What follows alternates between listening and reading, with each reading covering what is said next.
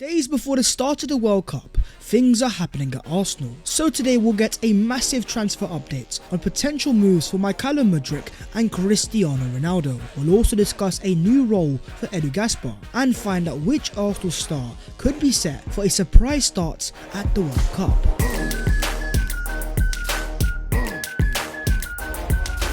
Yo, what is going on guys? My name is Babs14 and welcome back to your boys channel. You guys know the business. If you enjoy the content, make sure to go down there to smash a like and also subscribe to the channel if you are new. Let's get to 130k. But starting off with the Arsenal transfer news, and more specifically Arsenal's technical director Edu Gaspar, or should I say new sport director. As Arsenal have confirmed that we are delighted to announce that Edu Gaspar has been appointed as our first ever sporting director. He will now assume the overarching responsibility for all of the club's academy activities, in addition to his existing responsibilities across men and women's football. For all of the work that he's done alongside Mykhaylo Mudryk to get the team to the top of the Premier League, competing again and getting fans believing. The transfer strategy of signing Ramsdale and Ben White and Odegaard, then signing winners like Zinchenko and Jesus. As previously confirmed by Fabrizio Romano, Edu Gaspar was attracting interest from clubs around the world. But as Fabrizio Romano confirms, Arsenal wanted to make Edu's position stronger, as 3 European clubs had his name on their list for their new director. Now Edu's contract was not expiring, he's not like a player, he's a permanent Arsenal staff member, and his only way of leaving Arsenal would have been if Arsenal had sacked him or he decided to move on. But with him becoming a man in demand and how important he is to the process, Arsenal have chosen to reward Edu Gaspar and promote him to sporting director. And comment down below your thoughts on Edu's promotion, but as he is the man in charge of the transfers. Going into the future, according to reporter Dean Jones, I think 2 signings is probably realistic, and when I say 2, I mean 2 first team players who are going to change the course of the season. But ideally I think if they could get in a third too, they would. So Arsenal want to make 2 to 3 first team signings as they look to compete for the Premier League title. According to reports in Italy, Roma are open to cash in on Tammy Abraham in the January transfer window, and Arsenal are the most interested side. If the right offer arrives, Roma will sell. And I also want to shout out Doc, the guy that has tweeted out the article, one of the best Arsenal news accounts. I recommend you guys follow it. But in terms of Tammy Abraham, a player that Arteta wanted to sign back in 2021, instead he went to Roma, and under Jose Mourinho in his first year, 27 goals in all competitions, winning the UEFA Conference League. In the summer he became a man in demand, but since the brand new season, so far Tammy only has 4 goals all season, and he's not made the England squad for the World Cup. And reports are now claiming that Roma are looking to cash in, and at 6'3" he is a different profile to Gabriel Jesus. He would be an alternative option, but I still think he'd be very expensive, especially with Chelsea having a buyback clause. But more importantly, in terms of a goal scoring finisher, Tammy has always scored goals, but he's never been ultra clinical. So in my opinion, if Arsenal are going to sign a brand new striker, I prefer it to be more of a clinical goal scorer, a one chance one goal, maybe even a Dusan Vlahovic out of Juventus. But talking on the forwards, let's talk Shakhtar's Mykhaylo Mudryk. According to Adam Crafton of The Athletic, Shakhtar have warned suitors for Mykhaylo Mudryk that they value the winger at 100 million euros. Arsenal, Man City, Newcastle and Paris Saint-Germain are all monitoring the 21-year-old. But since that article, there have been quite a few responses. And starting off with Fabrizio Romano, who says, "There will always be a lot of different sources saying different things. It's normal. My understanding though is the asking price would still be in the region of 65 million euros. This is higher than the summer, so it could change again." With Fabrizio also saying, Mudryk likes the club and the project, but it's about reaching an agreement with Shakhtar. Now that was the first response, and Fabrizio Romano saying what he's always been saying, the price tag being around £55 million.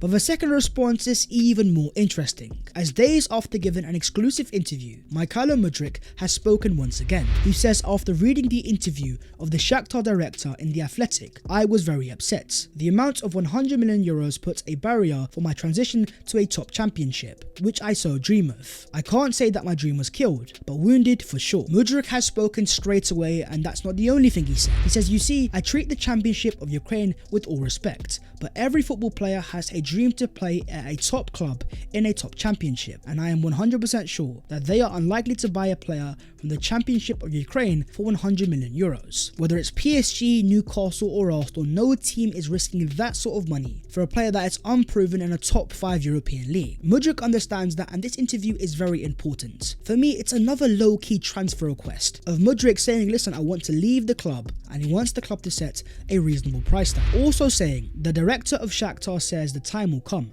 maybe so, but I have my opinion that for such an amount, that time will not come soon, and maybe never. A direct plea to the Shakhtar director. The timing of the interview is just so important, because days after already speaking and hinting at a potential transfer, this is a player that wants to leave the club as soon as possible, and I would not be surprised if Arsenal make the offers and Shakhtar don't accept, then Mudryk goes and puts in a transfer request. But keeping it on the forwards, let's talk Cristiano Ronaldo, who has dropped an explosive interview with Piers Morgan, who asked him, are Arsenal going to win the Premier League? Ronaldo replied, I hope so. The praise does not end there, as Ronaldo says United first, and if not, Arsenal is some team that I like to see play. I like the team, I like the coach, I think they have a good team. If Manchester United don't win the Premier League, I will be happy if Arsenal do. One of the greatest players of all time likes the Arsenal manager, likes the way Arsenal play, and admits to watching the club. And we can't forget that this is one of Arsenal's biggest rivals of all time, who scored so many times against us in important games. For him to come out and openly praise Arsenal so highly, it's going to cause a lot of rumours, especially considering his current circumstance, as reports claim that Ronaldo will be effectively sacked by Man United for breach of contract, and he is set to lose £16 million in wages. United have decided there is no way, and his teammates are said to be ambivalent towards him. After speaking out against the club, Ronaldo is going to get sacked, and he is going to be available on a free transfer. After the World Cup, he's not looking to retire. Where is he going to go next? Well, speaking so highly about Arsenal and available on a free, we've already seen the impact two winners can have in Jesus and Zinchenko, with Ronaldo being one of the greatest goal scorers of all time. To help boost the Arsenal title charge until the end of the season, on a free transfer, comment down below if you think Arsenal should sign Cristiano Ronaldo. Moving on to the midfield and Jude Bellingham. According to Sky Sports reporter Scott Minto, the very best team for me is Man City, but the way that Arsenal are playing at the moment, if they can finish in the top 4 or better, in second place, or even go on to win the title, all of a sudden they become as attractive as City, saying that if Arsenal are in the Champions League next season, you look at what their team is all about under Arteta, and there'd be a need for them to strengthen if they are playing on Europe's biggest stage. Why can't they go and get a Bellingham? Now, Borussia Dortmund's Jude Bellingham would be a dream signing for Arsenal. A young superstar in the making. This year he has 9 goals and 3 assists, and he is the epitome of a top box-to-box midfielder. Fantastic in terms of dribbles completed, progressive carries, also ranking in terms of the top midfielders of goals scored and assisted. He's still only 19 years of age, and he's even captained Borussia Dortmund. He's thrived at the Champions League, and he looks set to leave Dortmund at the end of the season. And if you think about it, in a 4-3-3 playing as a number 8 under Mykhaylo Arteta, it would be scary, but not for us. But Bellingham is a player in demand. The likes of Man City and Liverpool also want to sign him, and the biggest part here is the price tag, as reports claim Borussia Dortmund would upwards of £100 million. So yes, Arsenal would be a very attractive team in the Champions League, but I don't see them paying that sort of price tag.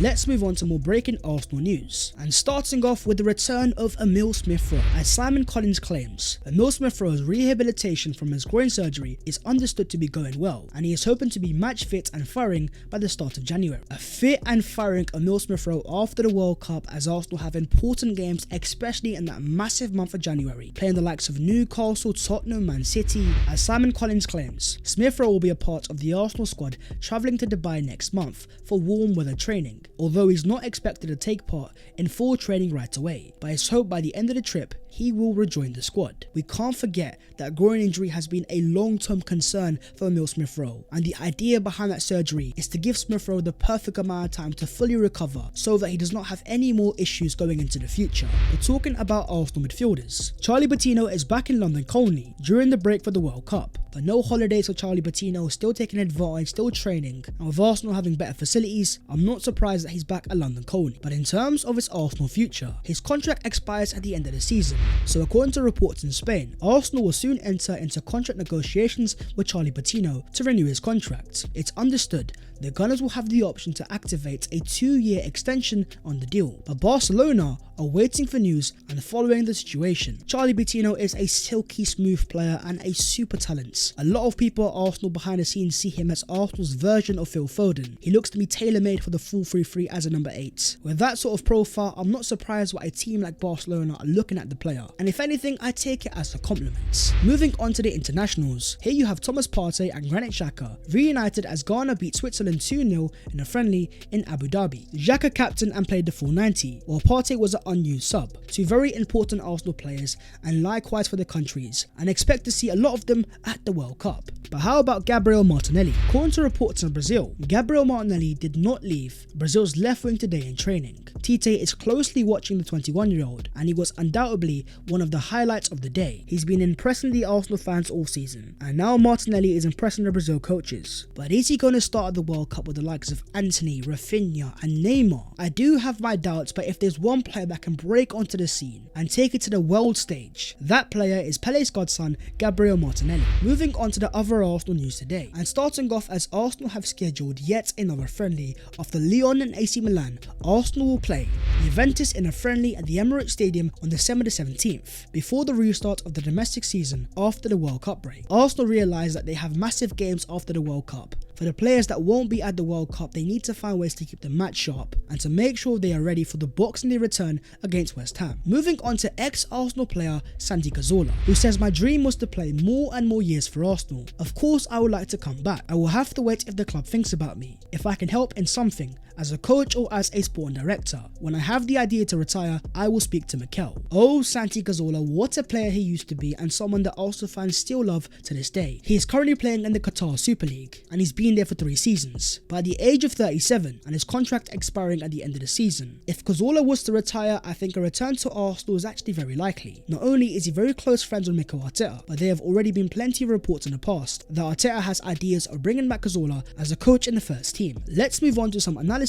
of Aaron Ramsdale. Often what we have seen this season is Ramsdale loves to go long, and even though his first long ball is not always successful, as you can see from this graphic, the Arsenal team is perfectly set up for the counter press. It's another fantastic avenue for Arsenal to progress the ball. 37 is the number of shots on target that Arsenal have allowed, the fewest in the Premier League. But also in terms of dominance and field tilts, Arsenal are the 4th best team in Europe, behind Bayern Munich, Barcelona and Man City. The stats just get better and better, as Arsenal also have the best expected goal difference in the Premier League. And even in terms of expected points, Arsenal are now neck and neck with Man City, and for the first time since the 28th of August 2021, Man City don't lead the XG table, as Arsenal have marginally been the best performing team this season. But so much praise has to go to Mikel Arteta for the team that he is coaching, and this is why they have always been a fair share of fans that have always backed him, because they could see that once he got his players, Arsenal were going to be a scary team, and now that process has finally translated to the pitch. But that is the video there and there, so hopefully you guys have enjoyed. If you have, smash a like and also subscribe if you are new. If you want to follow your boy on all of his social medias, then the links are down below in the description. But that was all of today's latest Arsenal news. So from Mykhaylo Mudryk to Cristiano Ronaldo, it looks like things are happening, but let's see how those things develop. I'll see you guys next time. Take care of yourselves and have a great.